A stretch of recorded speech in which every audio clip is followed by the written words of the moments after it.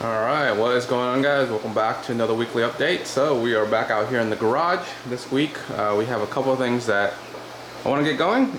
I want to start setting this tank up to make sure that things start cycling. So we just have some air stones in here.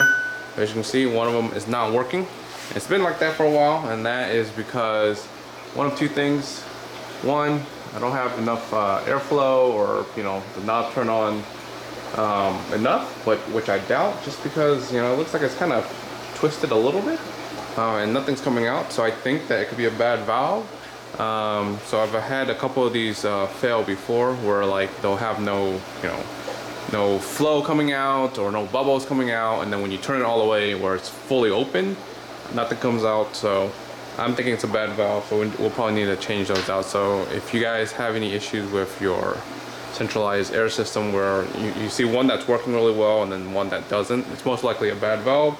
And all it is like when you flip these chambers in and out of, like if you look inside here, the valve just doesn't move. So that could just be a bad mechanism or something inside. Anyways, but for this week, the plan is to get some new airlines in here set up so that we can have some tanks set up on here. So we are planning to have 3 tanks on here. So this one tank right here is going to sit in the middle. We're going to have a 20-gallon, one of the 20 gallons on here sit sideways over here, and then we're going to have a 10-gallon that sits on the end here. So it's just going to be 3 tanks set up a little bit differently, and I'm going to change the same thing on the other side once things get moving. But because we have 3 new tanks up here, we're going to need to make 6 new valves up top, and then the bottom tank is going to have 3, so 2 sponge filters and 1 additional air stone. So we'll need a total of basically 9 valves up there. We have 4 already, so we will need to make 5 more, and we'll probably make a couple on here, and then maybe a couple over there, or maybe a couple in the center, so that way the center one is just easier to access.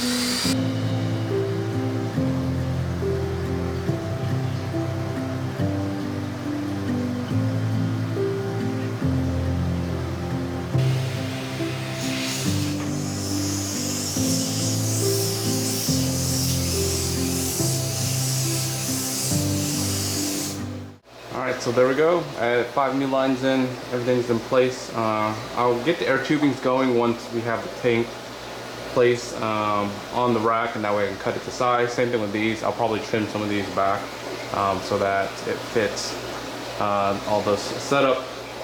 But yeah, everything's looking good so far. So let's go ahead and start doing some water changes for the week. As we do the water changes for this week, for example, when I'm doing this water change, instead of doing the 50%, I'm gonna drain it all the way down to here, move the tank over, and then fill it back up, keeping everything in here. I'll probably end up moving some of the stuff just so that the weight isn't as heavy to move it alone. But yeah, so pretty much we're gonna just drain and fill the tanks and just replace them over here as we do the water changes this week. Alright, so we're going to be moving this tank and the Blue Dream tank across to the other rack. So we'll start with the maybe 10-gallon, because it's easier to move. We'll start the 10-gallon, we'll drain it, maybe all the way down here. 10 gallons are pretty easy to move even with water, but I'll get it as low as possible.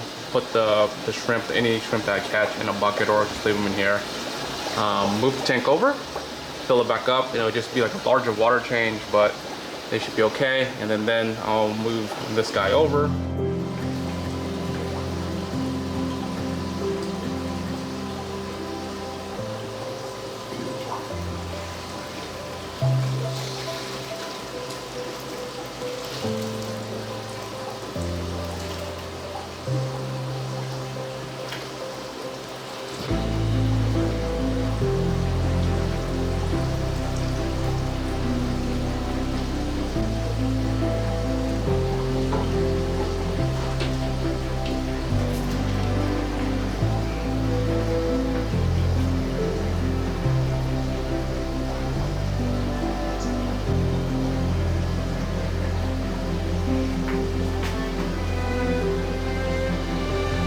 then onto our last tank before we can put everything up there. I got to work a little quickly because the water line is kind of low on this.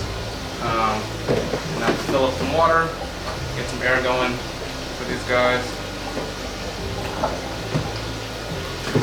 So let's drain this completely. Pull it down.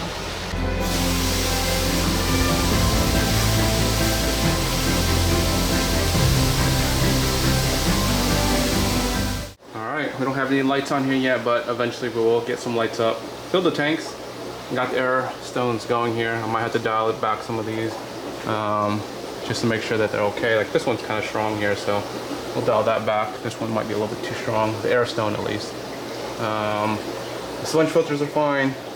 Added in a media, a couple snails in here just to kind of get the cycle going for this tank. And then eventually when we're getting closer to adding something or livestock or shrimp into this tank, we'll put sponge filters in another bag of media, but I just want to get this going so that we can get some sort of cycle going in here. So I'll probably add in a couple pots with 88 soil so that we can get some ammonia kicked in here. But yeah, the majority of the work that I wanted to get done this week is done, which is awesome.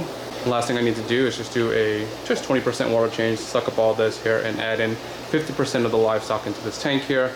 And then we'll check the parameters again next week to make sure everything is okay before adding the full livestock into this tank. All right, so here's a quick spot check of the tank. Ammonia 0, we got 0 and 0. So it's hard to say because technically we need some sort of indicator on this side to say it's cycle or cycling, but we also have media in there and plants that absorbs all this. So I'm going to not fully risk it, where I'm going to put maybe some of the fish in there and then check it again in a couple of days to see if any of this parameter spikes. But if it doesn't, then we know it's cycled and we can continue adding the rest of the fish. So we'll just do half of the fish for the time being. All right, we got a couple of the angelfish in the tank. We'll let them do their thing. But finally we got this all set up. And that's it for me. Super hot. I need to go and take a shower because it's hot out here. If you guys aren't subscribed yet, make sure to subscribe. Like always, till next time guys, peace.